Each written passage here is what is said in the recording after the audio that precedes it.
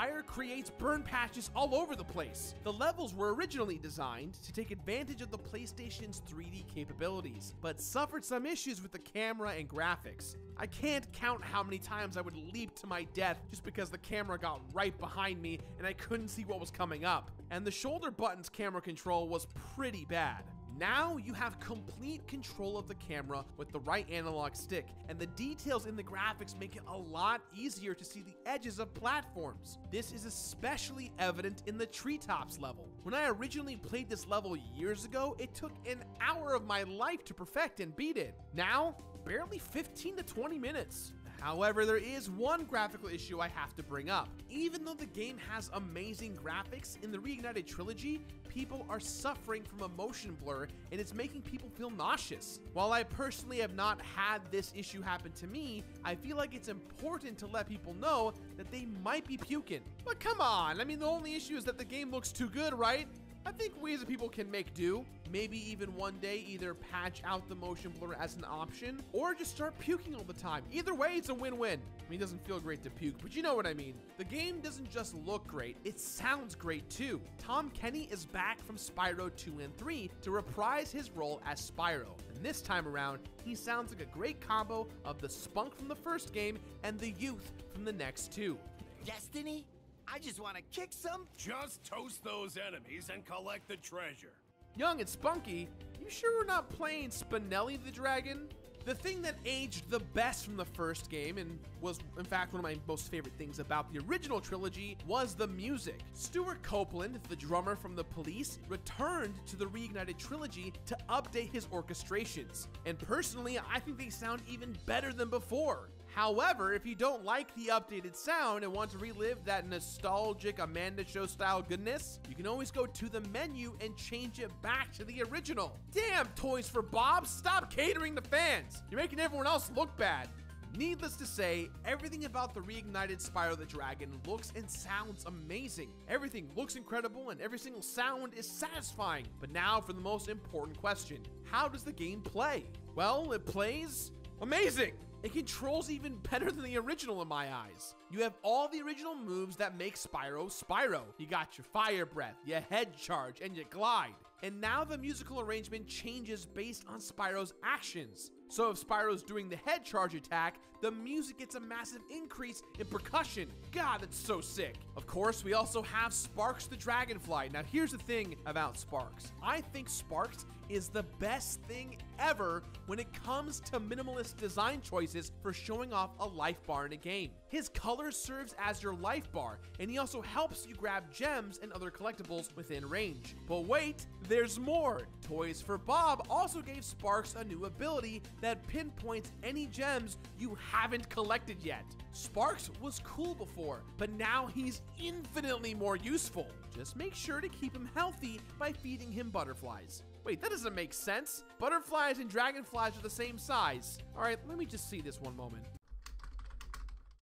Huh, it actually does make sense. Apparently dragonflies also eat mosquitoes, other dragonflies, and the larvae sometimes even eat fish. Ugh, now I'm not sure what's scarier, dragonflies or spiders. No, spiders. Definitely spiders. What the hell am I saying? Another awesome addition to the Reignited trilogy is the option of having a mini-map on the screen. This was not in the original Spyro, but was in the other two games. I originally thought this might make the game too easy, but it actually made the whole experience much more enjoyable. Each world also has a level that gives you the ability to fly instead of just gliding. These serve as time trials where you fly through hoops, flame enemies, light towers, amongst many other objectives. This is a nice change of pace and it never overstays its welcome. However, it is one of the most difficult things to do in the game. And when it comes to the Reignited trilogy, the flying mechanics have changed just a little bit. It's not that difficult, but it will take you a little while to get used to the controls. None of the enemies or bosses are particularly difficult. In fact, I would even say that there are no bosses in this game at all almost. The only things you need to keep track of are that big enemies can't be charged and enemies wearing metal cannot be burned. And if they're big and covered in metal, just charge along a path with arrows on it and ram them even harder. Gotta build that supercharge in and go for that tackle, Brett Favre style. Brett Favre is that he's a quarterback, right? He's not a guy who tackles people. The bosses are just as easy as regular enemies, and honestly, they don't feel like bosses. The only one that even remotely feels interesting was Metalhead, but that's mostly because giant robots are fucking awesome. Just ask Guillermo del Toro or Michael Bay. But Spyro isn't really about fighting bosses and enemies. It's about collecting, and collecting is simple yet satisfying. Your main quest is obviously to find all of the dragons, but you're going to be spending more time picking up gems. You get gems by killing enemies, breaking chests, and just picking them off the ground. There are hundreds of gems in each level, and I remember that it used to be such a pain in the ass when you were only missing a gem or two. But now with your mini-map and your Spark Star, that frustration is gone. However, the hardest collectible in the game is the dragon eggs. There are only 12 of them, but each one is being carried by a super fast thief that is constantly taunting you. Their little na-na-na-na is infuriating, but it makes it so much more satisfying when you burn their asses. Yeah, that's what you get, son. That's what you get. Na-na-na burned you. The only new addition to the first game to link it to the other two games are objectives known as skill points. These actually can be difficult because some of them are pretty out of the way from the regular game. For example, all balls stuck. Great, stuck where? At home? On a math problem? On you? I don't know. Don't get your ball stuck. However, once you figure them out on your own, it feels pretty good. It's like doing a puzzle without Dad's help, and I did it all by myself. Except my stream chat told me how to do all of them, so thanks, Dad! Now, most of the trophies in the game can be completed just by completing the game, but every single stage has a specific trophy that requires a specific task. There are some extra ones that are a little bit out of the way, but everything is relatively easy. However, I do have one massive warning. There is currently a glitch for when you are completing the game. If you're going for that all gems trophy, make sure to leave at least a couple of gems back to grab before you beat the game. As of November 2018, if you collect every collectible and then beat the final level, you will not get the I'm in the money achievement or trophy. So, to be safe, leave a couple gems behind as collateral. Collecting all of these things are a ton of fun.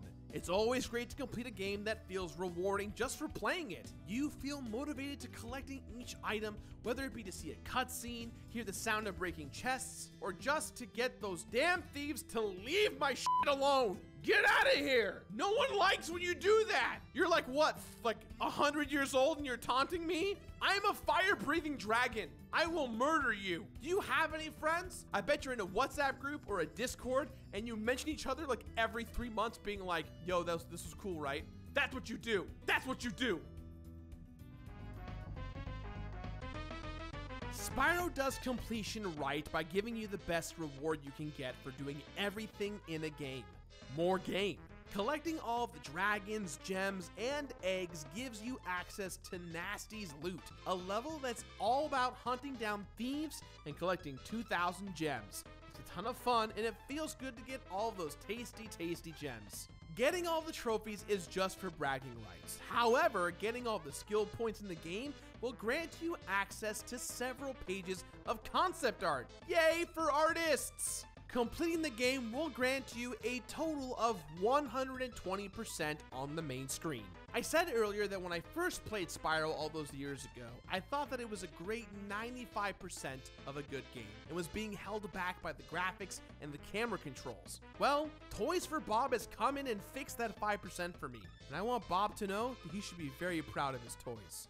When I recompleted Spyro the Dragon, there were 14 deaths, 80 dragons saved, 14,000 gems collected, 12 dragon eggs recovered, 14 skill points earned, 37 trophies unlocked, 7 hours of total playtime, and 0, count them, 0 Spyro eggs mailed to me. Come on, Toys for Bob. It would have been great to work with me. I have a great name. Are you ready for it? I could have been Gerard Khalilsi. Yeah? Yeah? I tried. Toys for Bob took everything that fans of the original Spyro trilogy wanted and improved it to the nth degree. Spyro looks better, plays better, and has been an absolute joy to complete. If you've never played any of the original Spyro games and you're looking to jump into this is a fine example of a remaster done right that pays perfect homage to what the original was. Welcome back, Spyro. Now, can we please get new Spyro and Crash games with these expensive-ass engines already? We're ready, baby. Let's go. Spyro the Dragon was a fantastic game that I had zero nostalgia for. And replaying it again, the nostalgia I ended up having from playing it the first time is here again, in better graphics, better gameplay, overall better presentation. I really think that, maybe this is just me saying it from the sake that I wasn't a massive Spyro fan from the beginning, I think this remaster is perfect. And I think those of you guys looking to get into it, do I start with the original? Do I start with the new stuff? I think you're perfectly great starting with the new stuff, or the retelling of the new stuff. The remaster is what I'm saying. So, with that in mind, guys, I still give this game my completionist rating of complete it. Complete it! That's all the time we have for today, guys. So please, as always, let me know what you think about the episode today somewhere on the internet, either down in the comments below or on Twitter or wherever you feel comfortable letting me know. I've been Gerard the Completionist. If you like the video, leave a like, hit that subscribe button, click or tap that bad boy with your phone if that's what you're doing. Are you on the phone? Click or tap that baby. Click or tap that baby. Click or tap that baby. I've been Gerard. Have a great weekend. Bye.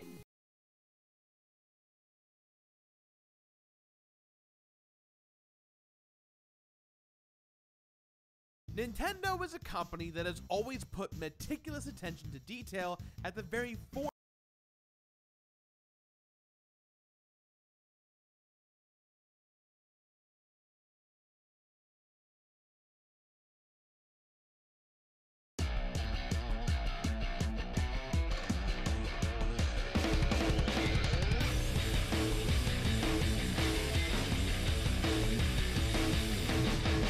Call of Cthulhu is a game based upon the works of H.P. Lovecraft, America's favourite racist. And alongside the large numbers of horror games inspired by the Cthulhu mythos over the years, Call of Cthulhu can certainly claim the lofty title of another one. Come on, Yahtzee, be nice in the opening spiel. You've got 6 whole paragraphs to dump asparagus urine on the game. Well, you certainly can't deny that it's an extremely dedicated adaptation, as in they set out to make a Cthulhu game, but when it came to deciding which specific story or aspect of the Cthulhu mythos to adapt, someone got a bit overexcited and said, let's do all of it, like at once. Can we do that? And so an attempt was made to see how many of the cliches of Lovecraftian storytelling we can squeeze into one small game before its delicate little rectum bursts, even a few that Call of Cthulhu Dark Corners of the Earth didn't already do. So with all that in mind, how could the main protagonist not be a grizzled private detective with a drinking problem and a dark past in early 20th century New England? And how could they not get called out on a routine investigation to a highly suspect isolated community with a permanent green filter over it like the whole island's been dipped in snot? But to say that protagonist Edward Pierce is basically the main dude from Dark Corners of the Earth would be to miss out on the opportunity to say that he's basically the main dude from Vampire. Quite eerily so, actually. Same face, same beard, same voice. The only real difference is the specific nature of their drinking problem. Wait a second. Same fucking voice actor? Talk about typecasting. I checked and the games are by different developers, although they are both French and therefore probably incestuous. Call of Cthulhu is by Cyanide Studio, who are best known for Cycling Manager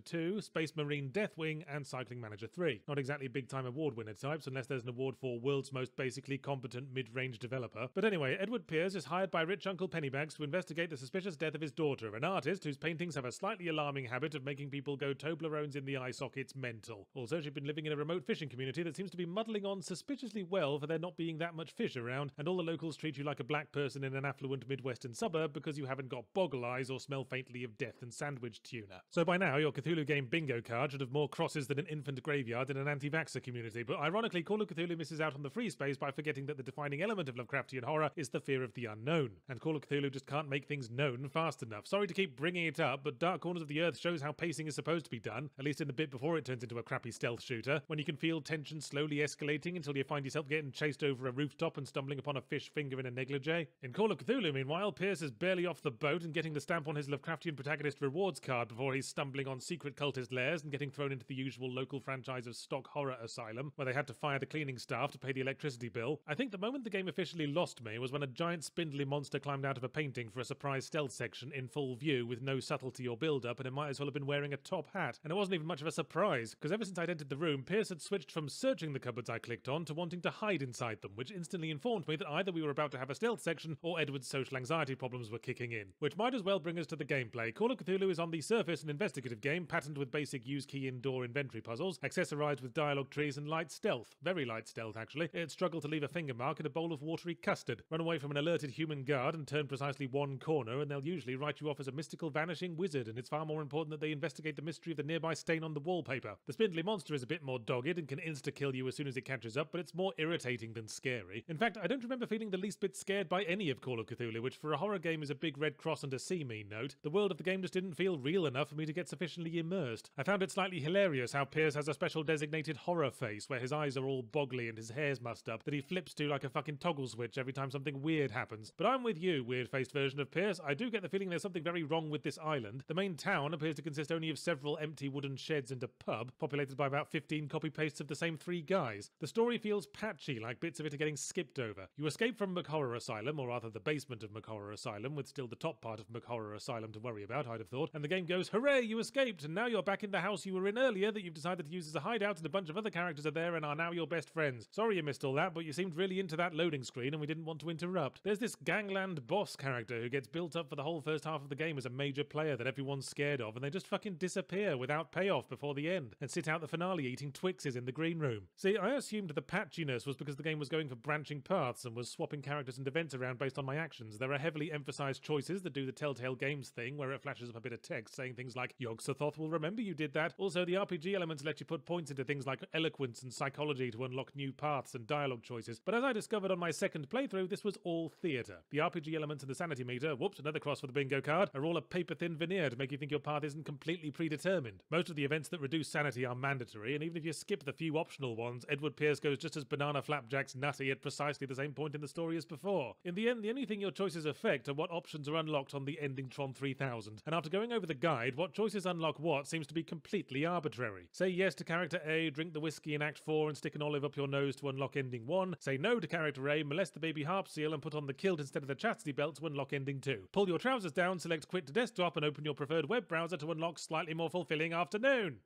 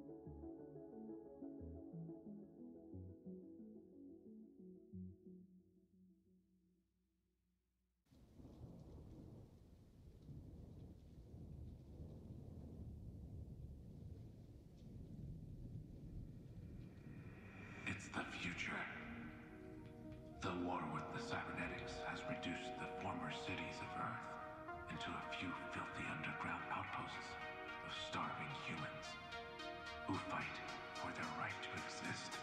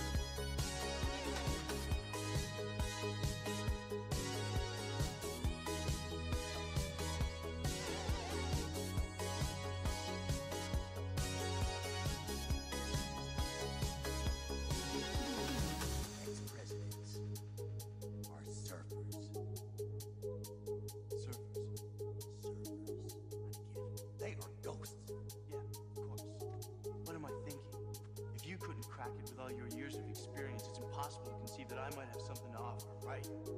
Well, maybe I can do better than some over-the-hill burnout. Watch your mouth. Maybe you ought to just take some early retirement right now and get some rent-a-cop night security job. Tell Nom stories.